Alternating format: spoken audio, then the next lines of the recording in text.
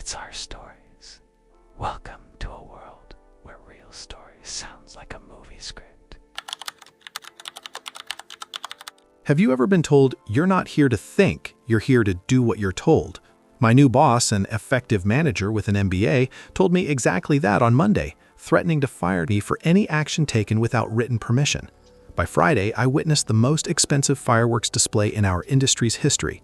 When the cooling system started to fail and the servers were turning into molten metal, I didn't run to save them. I just poured myself a hot cup of coffee, leaned back in my chair, and watched his career turn to ash.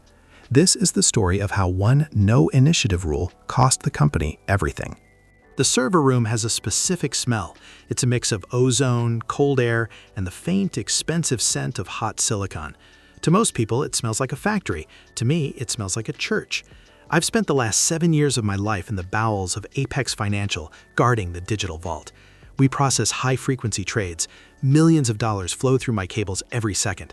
If a switch blinks wrong, someone in the Hamptons loses a yacht. If a server dies, the company bleeds out. I was the lead systems architect, but really I was the janitor, the fireman, and the god of this ecosystem. I fixed things before they broke. I patched vulnerabilities while the CEO was sleeping. My philosophy was simple. Uptime is king. Forgiveness is easier to get than permission when you're saving the company $50,000 a minute. Then came Greg. Greg was our new CTO. He was hired from a failed logistics startup, a man who wore suits that were too shiny and used buzzwords like synergy, granular optics, and pivot as punctuation marks. He didn't know a Linux terminal from a toaster oven, but he knew one thing: power. From day one, Greg hated me. He hated that the engineering team came to me for answers, not him. He hated that I walked around in a hoodie and jeans while he sweated in Italian wool, but mostly he hated that I was autonomous. The war started on a Tuesday. I had deployed a hotfix to our load balancer at 3 a.m. because I noticed a memory leak that threatened to crash the morning trading session. I didn't file a ticket, I didn't wake Greg up, I just fixed it, saved the day, and went to bed. The next morning, I was summoned to his office. It was a glass cage overlooking the city, designed to make you feel small. "Did you touch the load balancer, OP?"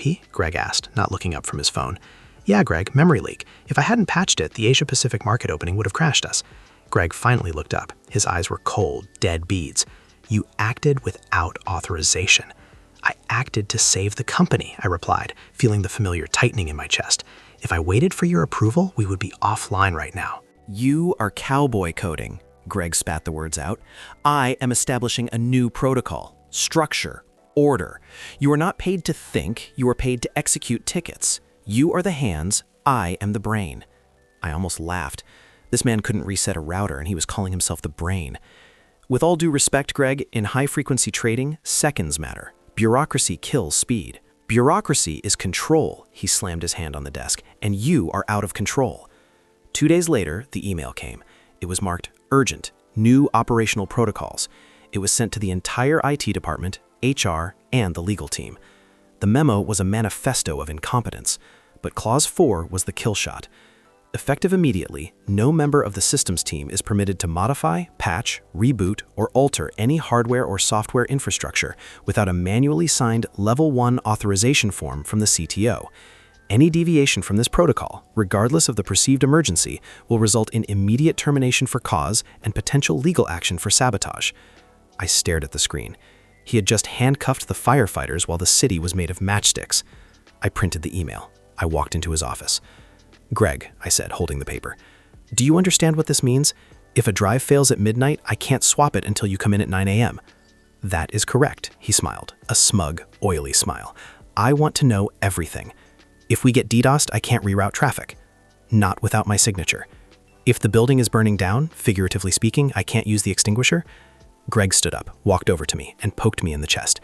"If you touch one cable without my ink on a piece of paper, I will fire you and I will sue you for breach of contract. Do you understand, or do I need to use smaller words?" I looked at him. I looked at the fragile ego barely contained within that suit. And then a strange calm washed over me. It was the calm of a soldier who has been ordered to drop his weapon in the middle of a battlefield. "I understand perfectly, Greg," I said softly. "Strict adherence to protocol. No initiative. Zero deviation."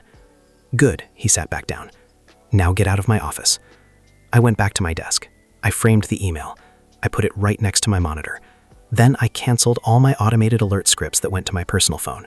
I sat back, laced my fingers behind my head, and whispered to myself, "Okay, boss, let's play it your way." The first week was almost funny. A printer server hung in the marketing department. Usually, I'd restart the spooler in 10 seconds from my phone while taking a piss. This time, I sat at my desk, drinking water, watching the ticket queue. "Why can't we print?" the marketing VP screamed, storming into our area. "I need a level 1 authorization form signed by Greg," I said, pointing to the framed email. "Greg is at a golf lunch." "Then I guess you're not printing until he gets a hole-in-one." It took 6 hours to restart a print spooler. The company lost half a day of productivity in that department. Greg signed the paper when he returned, smelling of gin, looking annoyed that I bothered him with trivialities. He didn't see the warning signs. He just saw that I was obeying. Week 2. A hard drive in our RAID array failed. The amber light blinked ominously on rack 4. I had a spare drive on my desk. Swapping it takes 3 minutes. I wrote up a request form. I put it in Greg's inbox tray. He didn't check his tray for 2 days. By the time he signed it, a second drive had wobbled. We were one read-write error away from total data loss on the customer archive.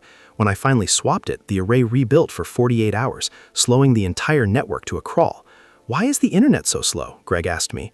"Protocol overhead," I replied deadpan. But these were just skirmishes. The war was coming.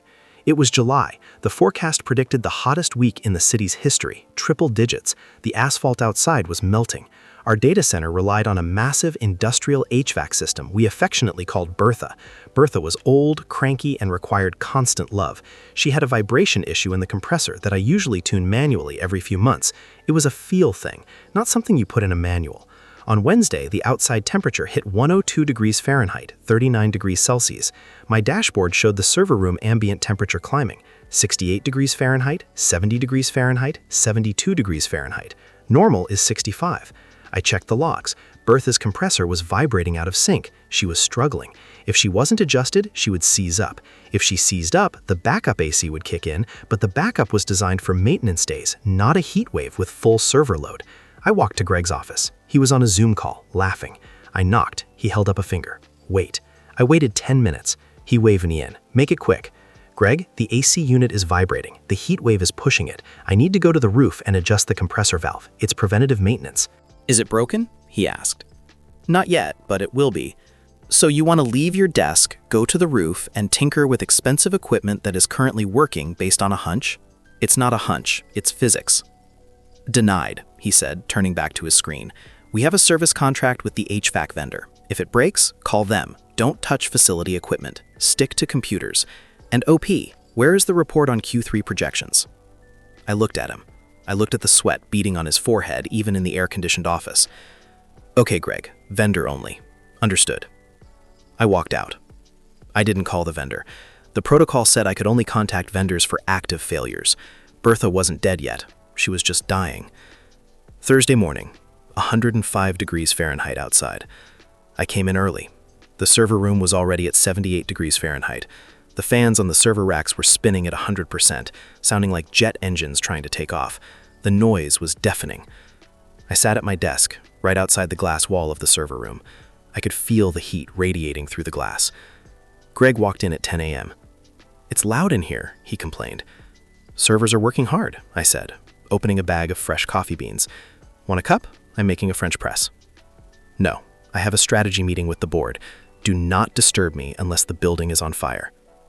I paused. I looked at the temperature gauge on my monitor. 82 degrees Fahrenheit. "Understood," I said, "unless the building is on fire." Greg went into the conference room down the hall. He closed the door. I began to grind my coffee beans. The smell of dark roast filled the air, battling the smell of hot plastic that was starting to seep from the server room. I watched the numbers. 85 degrees Fahrenheit. Warning threshold. 90 degrees Fahrenheit. Critical threshold. At 95 degrees Fahrenheit, the CPUs would start to throttle, slow down, to save themselves. At 105 degrees Fahrenheit, they would start to shut down. At 120 degrees Fahrenheit, the hardware would begin to physically fail. I boiled the water. I poured it over the grounds. I waited 4 minutes. Thump! A loud metallic shudder shook the floor. Bertha had died. The compressor seized. Silence fell over the HVAC vents. But the roar of the server fans screamed louder. The backup AC unit tried to kick on. I heard it click, wheeze, and then nothing. The breaker had tripped because of the heat load. We had zero cooling. Inside that room, we had millions of dollars of hardware generating the heat of a small sun. I pressed the plunger down on my French press. I poured the coffee into my favorite mug, the one that said, "I told you so," on the bottom. I added a splash of cream. I turned my chair to face the glass wall, and I waited for the fireworks. Temperature rises exponentially in a sealed room full of electronics. It's not a linear climb, it's a rocket launch. 95 degrees Fahrenheit. My Slack notifications exploded. System slow, can't execute trades. Why is the dashboard lagging? I took a sip of my coffee. It was excellent, a nutty finish with hints of chocolate. I minimized the chat window. I wasn't authorized to fix slowness without a ticket investigating the root cause, and I couldn't investigate the root cause without entering the server room, which required a level 1 form. 105 degrees Fahrenheit. The first bank of servers, the old legacy cluster, committed suicide. They shut down to prevent thermal damage. Half the company's internal tools went dark. People started popping their heads out of cubicles like prairie dogs sensing a predator. Is the network down? I can't access email. I just sat there, staring through the glass. Inside, I could see the heat haze shimmering. The LEDs on the racks were turning from happy green to angry orange, and finally to dead red. It was a Christmas tree of destruction. 115 degrees Fahrenheit. The smell was strong now. Burning dust, melting cable insulation. That acrid chemical stench that tells you money is evaporating. Suddenly, the alarm started. Not the digital alerts on my screen, the physical building alarms. Whoop, whoop, whoop. Strobe lights flashed in the hallway. The door to the conference room flew open. Greg ran out, his face flushed, his tie crooked. The CEO was right behind him. "What is going on?" Greg screamed, running toward me. "Why are the alarms going off?" "Thermal event in the data center," I said calmly, taking another sip. "The cooling failed." "Well, fix it," he shrieked. "Go in there and fix it." I set my mug down slowly. I looked at him with the wide, innocent eyes of a child. "I can't, Greg." "What do you mean you can't? The system is melting." I reached for the framed email on my desk. I held it up. Clause 4. No entry, no modification, no action without a signed Level 1 authorization form. "I don't have a form, Greg, and you're in a meeting. Do not disturb," you said. Greg stared at me. His brain broke for a second. The reality of his own arrogance was crashing down on him faster than our stock price. "I am giving you a verbal order. Go." "Verbal orders are not protocol," I said, my voice cutting through the alarm noise. The email was specific. "Any deviation will result in immediate termination and legal action. I'm not getting sued, Greg. Sign the paper."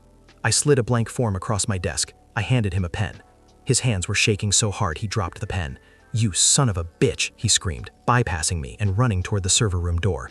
"Greg, wait," I called out, but I didn't stand up. "If you open that door—" He didn't listen. He swiped his badge. He threw the heavy door open. He was met with a wall of heat that hit him like a physical punch. It was probably 130 degrees Fahrenheit in there now. But that wasn't the problem. The problem was the sensors.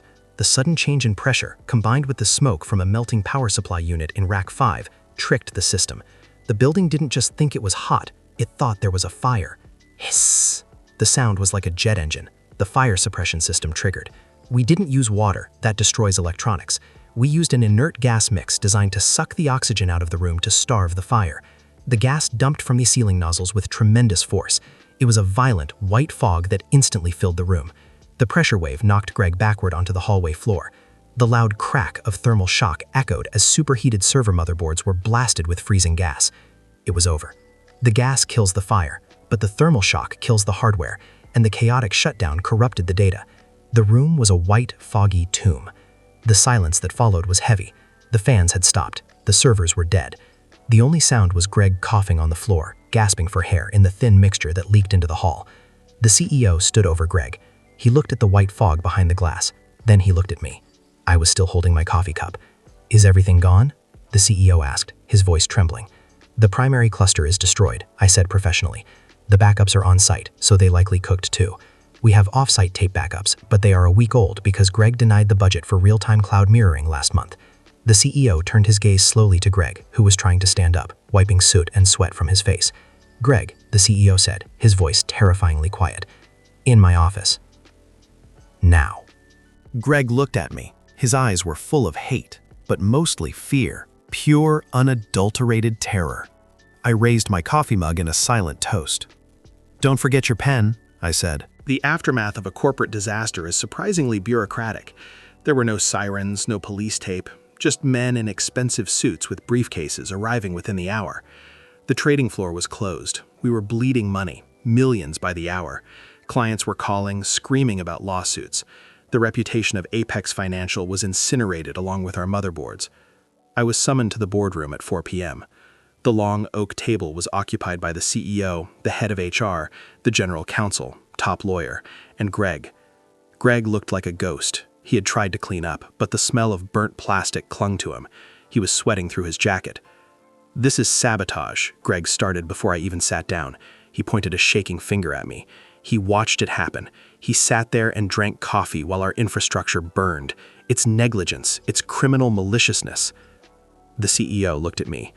"OP, is this true? Did you refuse to intervene?" I sat down.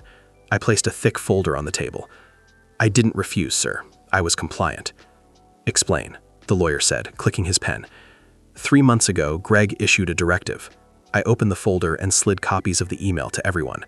Clause 4, zero initiative, immediate termination for unauthorized action, legal threats for sabotage if I touched a server without his signature. I paused to let them read. The lawyer's eyebrow shot up into his hairline. "I warned Greg about the AC unit yesterday," I continued, sliding the Slack logs across the table. "He denied the maintenance request. I warned him about the heat this morning. He told me, quote, 'Do not disturb me unless the building is on fire.'" "It was on fire," Greg screamed. "You split hairs to destroy me." "No, Greg," I said coldly. "It wasn't on fire until you opened the door. It was overheating. I could have shut down the servers gracefully from my desk to save the hardware. I could have rerouted traffic to the disaster recovery site. But that required modifying the infrastructure, which required a signature, which you were unavailable to give." I turned to the CEO. "Sir, I am a systems administrator. My job is to administer systems based on the rules provided by leadership. Greg changed the rules. He made it clear that my judgment was not welcome. He wanted a robot who follows orders. Robots don't improvise. Robots don't panic. Robots just execute the code they are given. I executed Greg's code perfectly." The room was silent. The lawyer leaned over and whispered something to the CEO. The CEO's face went pale. They knew. They knew that if they fired me, I would sue them for wrongful termination, and I would win. They also knew that Greg's email was a liability nightmare. "Greg," the CEO said, not looking at him, "please leave the room." "But sir, now." Greg stood up. He looked at me one last time. He wanted to say something, to curse me, to hit me, but he was broken. He walked out of the room, and I knew I would never see him again. His career in this city was over. The CEO sighed and rubbed his temples. "OP, the damage is catastrophic. We might not recover from this. Why didn't you just break the rule? Why didn't you save us?" I leaned forward. "Because, sir, you hired a man who threatened my livelihood for doing my job. You let him treat the experts like enemies. I have a mortgage. I have a family. I wasn't going to risk a lawsuit for my own boss just to save a rack of servers. Loyalty goes both ways. When you signed his paycheck, you signed off on his methods." The CEO nodded slowly. He knew I was right. "What do you want?" he asked. "I want my severance package, full vesting of my stock options, and a glowing letter of recommendation. I'm resigning, effective immediately." "We need you to help rebuild," the HR director said desperately. "I can't," I smiled. "I don't have a signed authorization form for that." I walked out of the building 10 minutes later with a box of my personal effects and that folder. The sun was still shining. It was hot, but the air tasted sweet. I stopped at a trash can and threw away my access badge. Apex Financial would spend the next 2 years in litigation. They would eventually be bought out for scraps by a competitor. Greg moved back to his parents' house in Ohio. As for me, I got a job at a cloud computing firm a month later. My new boss asked me in the interview, "What's your biggest weakness?" I took a sip of water and said, "I follow instructions very, very precisely." He laughed. I didn't. Thank you for staying with me until the end. How would you have acted in the protagonist's place? Write your thoughts in the comments. More fresh and controversial stories every day on my profile. Like and subscribe to this channel.